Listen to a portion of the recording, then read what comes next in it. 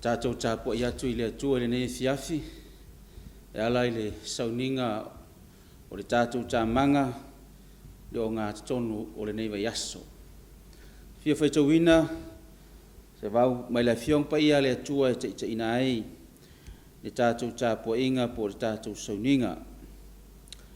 Io vai, o te whanau na watu ia te oe ma lo uloto, lo watu ai, o te whaatuatua ia te oe. Awane i whamaina au, awane i mita mai ia te au, oe ita mai ia te au. O i lato umafoi oe whaataritali ia te oe. Awane i whamaina i lato, e whamaina oe whaifua a lato a mio pelo. Sa fia finga le wauna le tua o tā vita i le salamo, luas furuma le 5.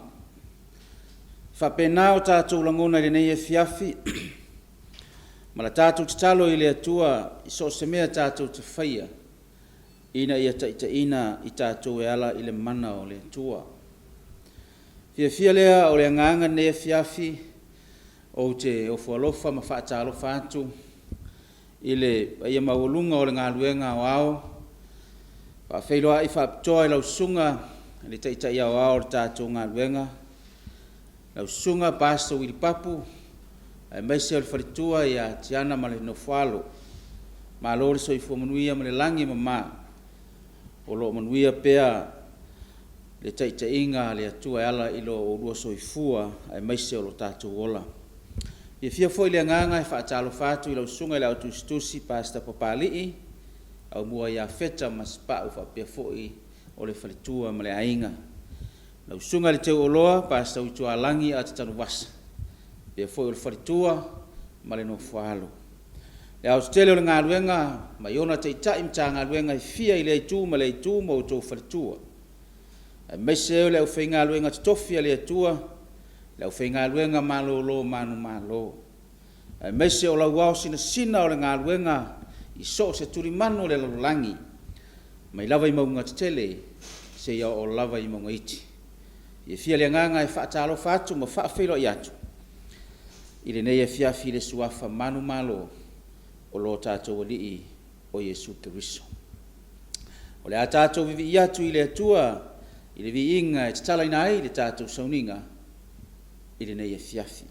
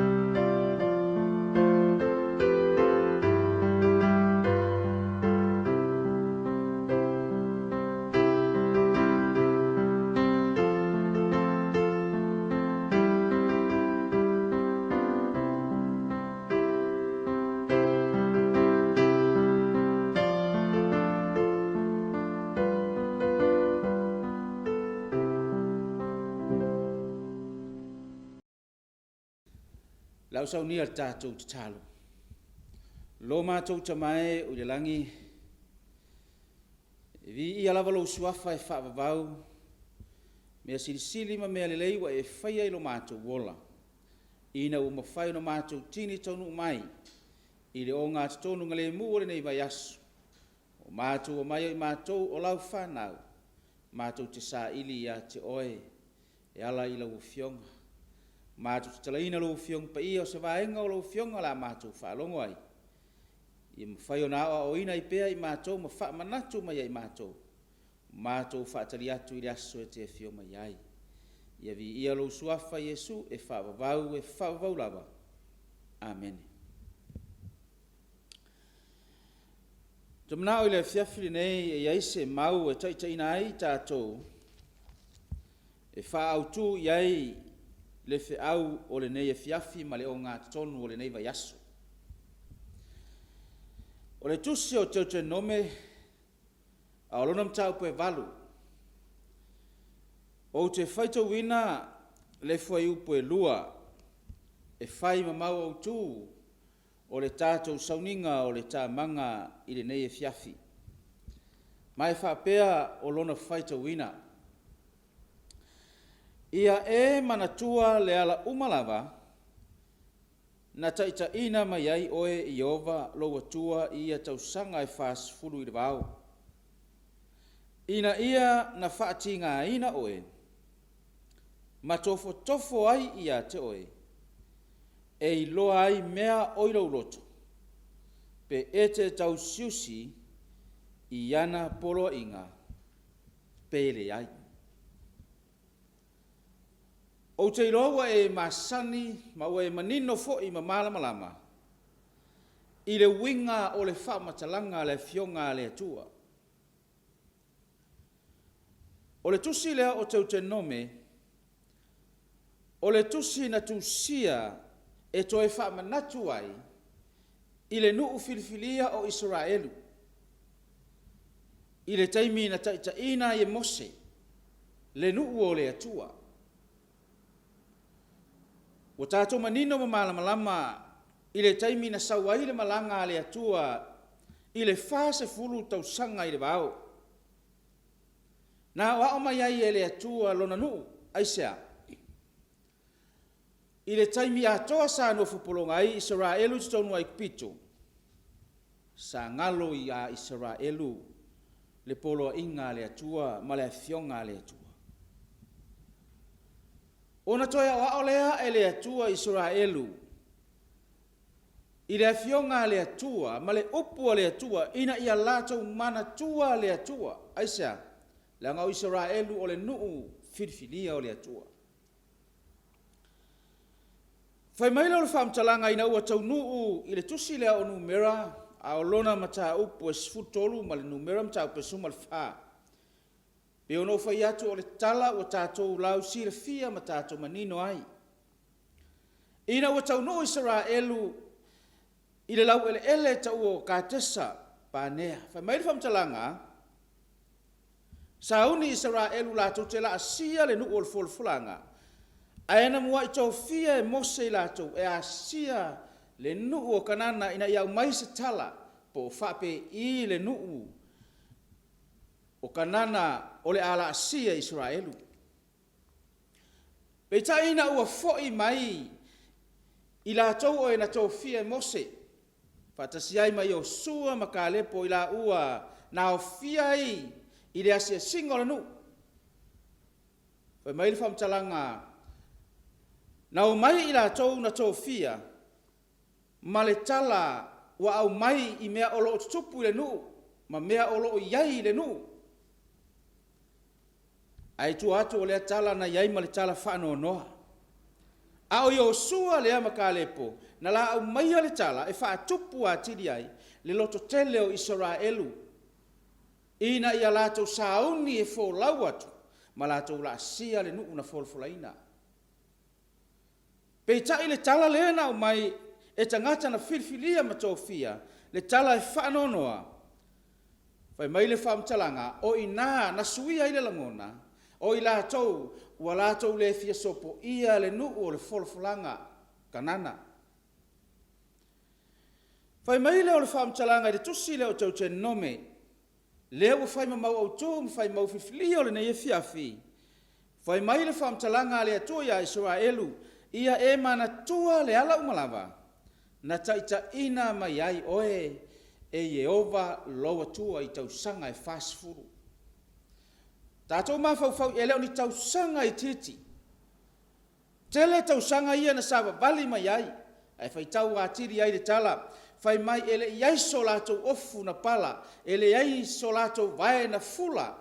Pena fula o lato lofi vai. Pena tinga ina se tasio i lato. Aisa, langa o le atua na taita ina le folaunga ma le whainga malanga Israelu le fase fultau sanga. A ole mele wa tupu ya Israelu, ua ngalo ya Israelu le atua na taita ina mai i lato le fase fultau sanga. Fai mai leo le atua ma le whiaue wha manatu tusi lea, ua whai mamau au tu le tai aole nei, a ila fiafile nei. Ia e mana tua le ala umalawa na taita ina mai ai oe i Yehova loa tua i tau sanga e whase fulu i le vau. Ina ia na whaatinga ina oe, ma tofo i ate oe. O le ale mafuanga na tupu ai le mea, le ale mafuanga na whauia i le atua i ia mea. Fai mai le mahenga mulu o le whiau, o le whai upu, e lua o whaima mautu, e i loa ai e le atua mea o i loto, pe e te tau siosi i ana poloa inga pele ai. O tofo fonga ia wa mai e le atua e tofo inai, se isa ilia i e le atua, pe wha mata la tau te tausipea, ma tu mau pea i le atua lea na taita ina i lato. Peita, ua ngalo ia Israel. Ua ngalo i le nuu o le atua lea na taita ina i lato. Aisa, ua whaalongo i le tala ese, ai lato te le iwa ai. Ua whaalongo i le tala se wa mai, ai lato te le iwa ai o lato mata, pe whaape i le nuu na fola ina i le atu. A tonu e whaape nā o tātou langona i nisi taimi. E iei taimi a mai ai e Satani, o mea i o tātou mawhau. A mai ai te Apolo mea i o tātou loto. Ma whaasa se ina ai o tātou langona, o ni tala ese. Ma tātou wāwa ai atu ai i le malo losi o ngalu malo losi, e au mai e Satani, e whawhati mai, e whaasa se ina ai o tātou langona, ma tātou whirifilinga whapeo na tātou whirifilia i le atua malana o pomono. O na ngalo le ia te tātou le atua. Po le alava, le whai mai o tātou i loa malama i le fionga le atua. Le soifuanga ma le olanga o le talito nunga e iai taimi tātou te vaiva iai.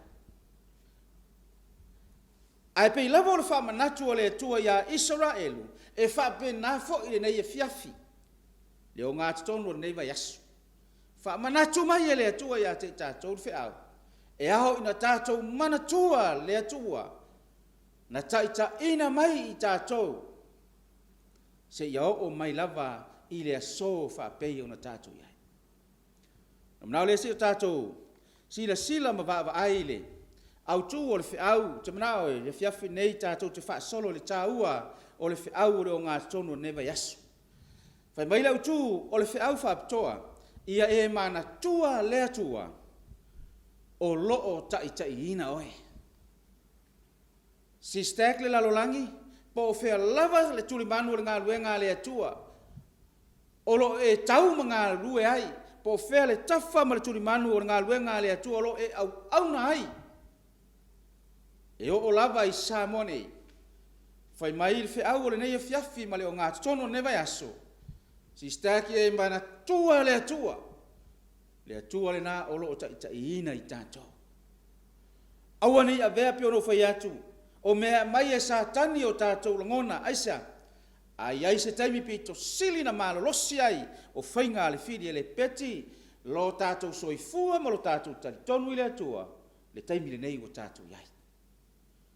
Fai mai leo le autu o le whiau o le ngā tono ne vai aso.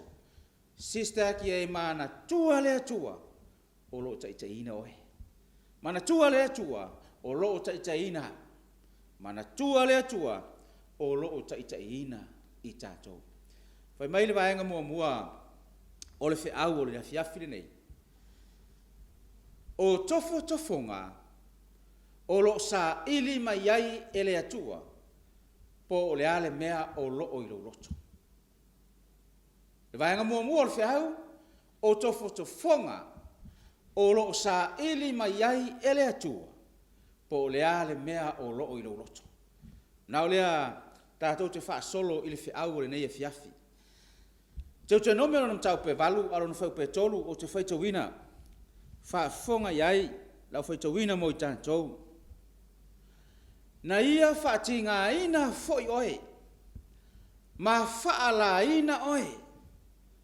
Wana whawhanga ia te oe i le manai. O le mea na e le iloa, na le iloa foi e outama. Ina ia na whaido atu ia te oe.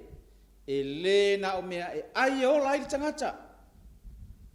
A o mea uma uatu lei mai le fufonga iova e o lai le tangata. Whafonga fo i tātou ia i whamanatu o le atua. Whai mai le atua ia Israelu.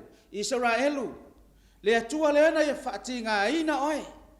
Le atua na ia whaala ina oe. Whai mai o le atua na ia whawhanga ia te oe le manai. Pese Fou tau sanga o whaaui mai e le atua. Tele taimi na whaava ai e le atua i wavenga ma whaailonga. Aina ngalo ia Israelu le atua. Whai mai ia, ina ia sa ili e le atua le mea o loo i o lātou roto. Whai mai le atua Israelu se le na o mea e ai e ola ai. Na u whailo ia te oe e le na o mea ai e ola i tangata. A o mea uma e tu lei atu i le fufonga Iova. O mea ia e ola ai li tangata. Le taimi leo o tātou soifua ma tātou ola ai. Tele mea ua mai e satani. E tofo ina ai tātou. E sa ili mai ei pea i lofina ngalo mo tātou lonto. Ina ia mawhai na tātou tu mau i le atua. Whai mai leo le whamtalanga lea. I le tusi lea o mua le pe te rum tau pe wha. Ar whau pe suma le lua, ma le sefulu ma le tolu, e wha lau tele ina ai, le vaenga mua le whaau. Le au pe le, aua tau te ofo i le tofo tofonga pe o le afi. Ua o i ate o tau. E whai ma tofo tofonga, i ate o tau pese i se mea fou. Wo o ia te uto. Whai mai whamtalanga le apostolo le fiafiri nei. Aua nei o tātou wofo le tofutufonga e peo le afi. Sili fiau tau le tele o tofutufonga malui taua mai o tātou loto i le so. Tofo ina ai tātou. A whai mai whamtalanga ma le whaama natu mo tātou i le fiafiri nei. Aua nei o tātou wofo ai le tofutufonga lea e peo le afi. Manatu nisi tangata o se mea fou, se mea ua whaatoa tupu. Peia o le mea o lo tupu, isi o tātou tamai atu nu ulai titia o Samoa i le aso. E manatu nisi tangata o se mea e fou, o se mea ua whaatoa tupu i Samoa.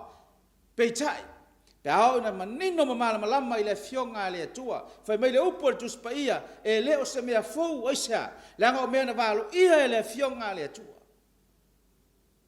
Whai mai le o le whamtalanga le fionga le atua, le whai upo e sifuru ma le tolu, i le muamur pe te rum tau pe wha, ae wha pei o na tofu si o tau, wha atasi ti ngā o kiriso, ia ori o tau.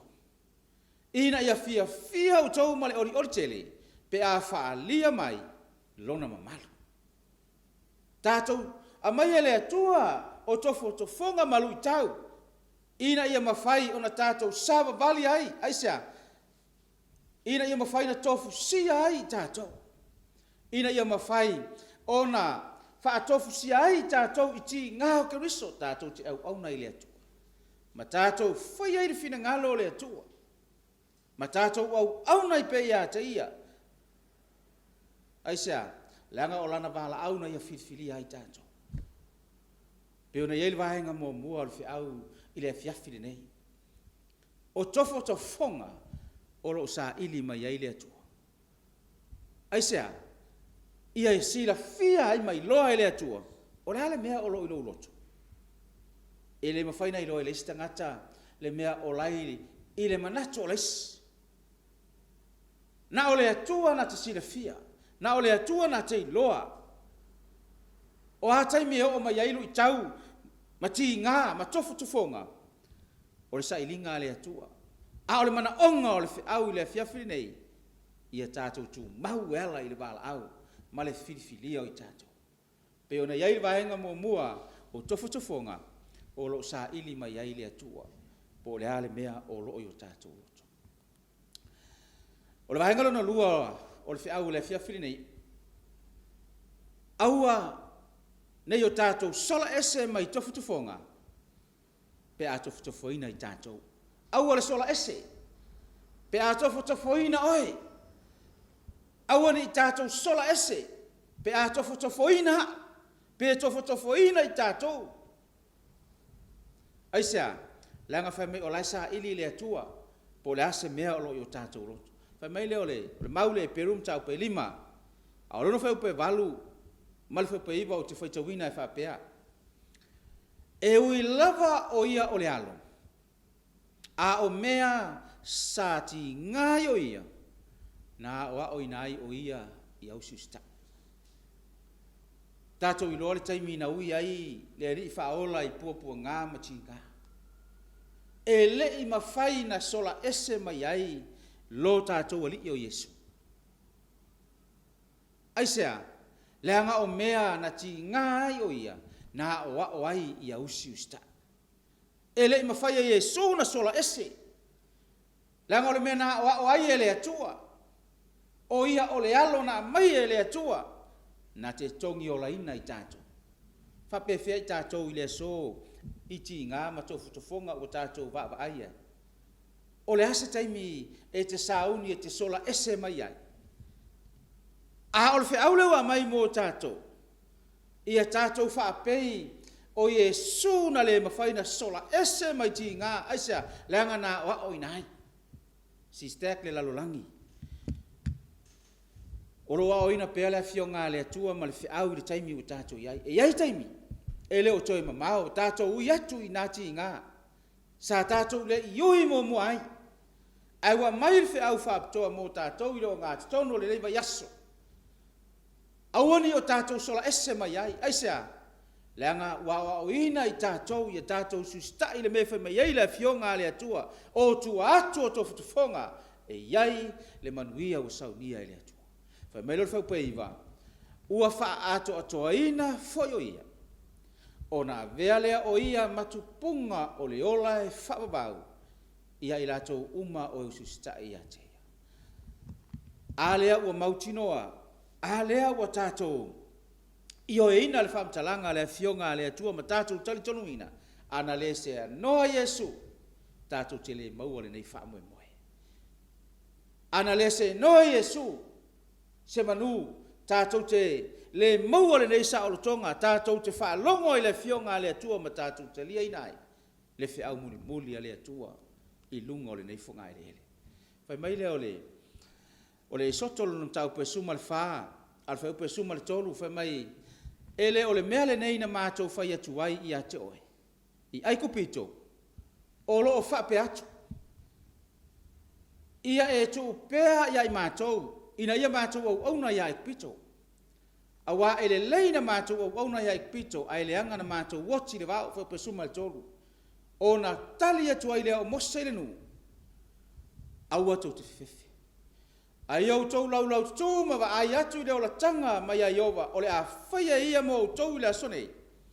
Awa o ekpito ia tau te wa ai atu i ai le asonei, tau te le to i loa lava e whawau. Leise wha moe moe ia Israel.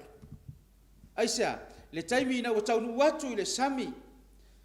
Whaalongo atu ile ta lili mai o ta vale solo whanua ai kupito ua tuli loa mai. Va ai atu i tua ua lata mai ai kupito. Va ai atu i luma o le sami le aise wha moe moe. Ngalo ia Israelu ua latu le manatua le atua. Ai whai mai le upa Mose a ua fefefe. Tūma va ai le ola tanga lea o le a whaia le atua mo i tātou i le aso nei. E wha pēnā le wha manatu i leo ngā tonu neve i aso SISDAC. A tonu o le whiau tau longo tae ao afiafi, tae ao afiafi. Sa pati se o lava i asolulu. E wha manatu mai a te tātou. Tātou ia i taimi o le iunga. Ua leo toe ma maho na tātou ui lea i mawhitianga ma ti ngā o leo langa. Sa tātou le moe miti tātou te wa ai mo iai. A le wha ma losia le atua mo tātou. Tātou lau tutu ma wa ai. I le ola tanga ua tā pena e le atua mo i tātou. O le langi ma le ola e wha wau. Whai mai le ole. O le vaenga lona tolu po le vaenga muli o le whiau o le atua mo i tātou. O le taui a le atua i e tu mau maono sai. I tofo tofonga. So se mea iaile, whai unga o whai ngā mea. O a mea whai le atunu e iailo na taua lunga. E whape nafo i o whai ngā mea le atua ma le tangata. Whape ia ona iaile taua lunga o whai ngā mea le atua ma Israelu lona non filfilia. Whape nahi tātou Israelu wha le anganga. E iei fo i le taua lunga aua nei ngalo i a te oe. Po le alawa lau mea whai. Po le alau tāpenanga, o le alau sauniuninga, o le alau ngā ioinga. Le ale mea o lai te savali ia i le soma e au na i le atua. E tau ia i le atua. Pe ia o le vaenga muli o le whiau le whiawhile nei. O le tau ia le atua i e tū mau. Ma onu sa i tofu tufonga. O le ale tau. Whaafonga i tātou iai. I le tuse o lua Timoteo mtau pe lua whai pe suma le lua o te whaitau ina. Pe a whai tātou te ono sa. E whai foi tātou matupu whaatasi mai ia. Pe a whai tātou te whaafiti a te ia. E whaafiti foi. O ia ia te tātou. SISDAC. O lona taunu unga lea. O lona taua lunga lea o whai ngā mea lea tua mai tātou i le soifuanga. Pe i lava o le taua lunga o whai ngā mea lea tua mai Israelu. O lona taua lunga foi lea. Whai mai ea lea tua. Pe a whai tātou te ono sai. E whai tātou matupu whaatasi ma keriso. E le taulo tātou ngawha i ni ngawha tau tupu. Pe a whai e tau iailo ngawha whaafitai. E pe a whai e le taulo ngawha i le ngawha tau tupu. A wete popole e iaile aso. Whai mai le whamtalanga tuspa ia. E whai tātou matupu. Whai mai le mau le apostolo pe teru tātou o tupu. O osi taulanga o le nuu pa ia, o le nuu na whaatau ina mai, ina ia tātou tau atu, le mātango fie o le atua. E nei e fiafi male, fe au whapeo na tātou whaalongo ai, wa momoli mai e le fionga pa ia le atua o le tau ilea, a le atua i le tangata e tūmau, ma ono sae i tofo tofonga mati ngā. Whai mai lea ole au tu o le whiau ia e manatua le atua o lo taitai ina oe. Aua nei ngalo. A o mai ti ngā pe tele mea ti ngā o le soifuanga le nei. Ia e manatua o le atua na te tofutofo ina i tātou. Whapewhea, tofutofonga e sa ili ai le atua po le ale mea o lo i o tātou loto. O tofutofonga e le mawhaina tātou sola ese mai ai, aisea, o lo whapena na tofo le atua, pe tātou te ustai a te ia ma whaia lona whinanga. O le tau ia le atua, i e tu mau ma ono sai, i tofo tofonga. Ono Yesu. Amene. Lau saunia tātou te taro. Lo mātou tamae o i le langi. Whaaftai tele le atua le nei e fiafi le avanoa. Ua mawhai o na mai moa mai ai lau whanau mai tu e fia o le nei lalolangi o lo mātou au nai i a te oe o lava i Samoa nei. O mātou whaalongo ai male manino o e whetalai. Ma e o ina pea I mātou I lau fionga. A wā o lou finangalo I a mātou tū mau I tofu tufonga. A wā iai lo mātou taui wa e saunia mo I mātou. O le langi male ola e whaavau. O le titalo I lau fio I le o ngā tonu. O le nei vai aso e maise o le nei e fiafi. Ia iai lo wanga le lei malau whaamnianga I lau ngā luenga o au. O au na a mata mai lau ona taitai au le ngā luenga. Ai maise ai o ona filifilia. O lau whanau mai lava I maunga tele se o lava I maunga iti. Ia iai lo wanga le lei mau whaamnianga. Taitai nei mātou e lo alofa tu noa se ia o na mātou whaiwina le nei vai aso. I ona tiute ma ona whaiwa. Ia tu mau mai a fo iatu ia te oe o lo lava vi inga. Ia vi ia lo suafa Yesu I le nei fiafi. Ia vi ia lava oe a mata tu nei se ia o I le whaavau e whaavau lava. Amen.